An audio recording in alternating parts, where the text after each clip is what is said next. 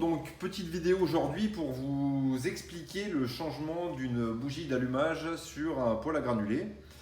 Alors les symptômes, c'est la pièce d'usure qu'on va avoir sur un poêle à granulés. Les symptômes, c'est assez simple. C'est les granulés qui tombent, sauf qu'il n'y aura pas de fumée et pas de chaleur au niveau du brasier, donc pas d'allumage. C'est des pièces qui ont une durée de vie, on va dire, entre 3 et 5 ans en moyenne. Pour aller chercher cette bougie, on va démonter l'habillage du poêle, soit à côté droit, soit à côté gauche. Là, c'est un habillage en céramique, donc en général, il y a toujours le capot du dessus à enlever tout simplement. La plupart du temps, il est posé.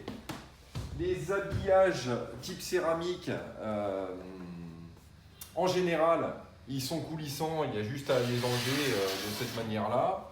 Si c'est des habillages type acier, on va retrouver des points de fixation une fois qu'on a enlevé le capot supérieur, des points de fixation où il y a une ou deux vis à enlever pour enlever ensuite le panneau en acier. Là, habillage céramique, on fait coulisser nos deux panneaux en céramique.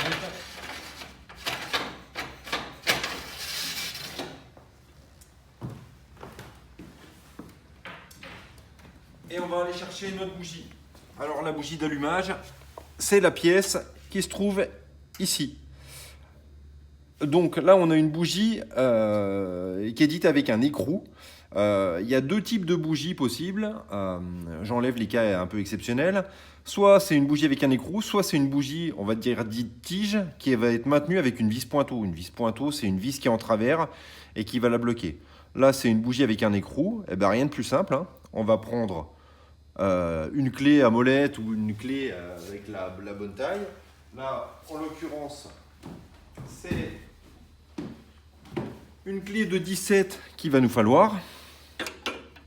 Et puis on va tout simplement la desserrer, cette bougie. Voilà.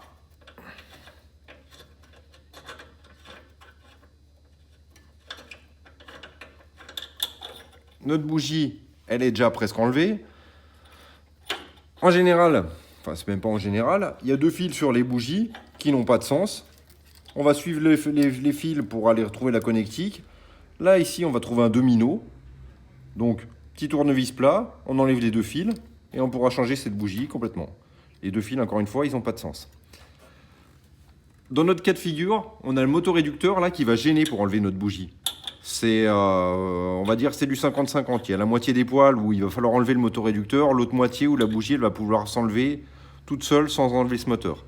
Donc pour vous montrer comment on enlève ce moteur, on va faire une autre vidéo à côté qui va vous expliquer comment on peut enlever ce motoréducteur qui va vous permettre du coup de changer la bougie. Évidemment pour le remontage, rien de compliqué, hein, on le fait dans l'autre sens, c'est-à-dire qu'on revisse cette bougie et puis on refait la connectique. Donc là, il y a un domino, mais parfois les deux fils de la bougie ils vont jusqu'à la carte ou parfois c'est des cosses blanches qui sont emboîtées. Voilà, merci, à bientôt.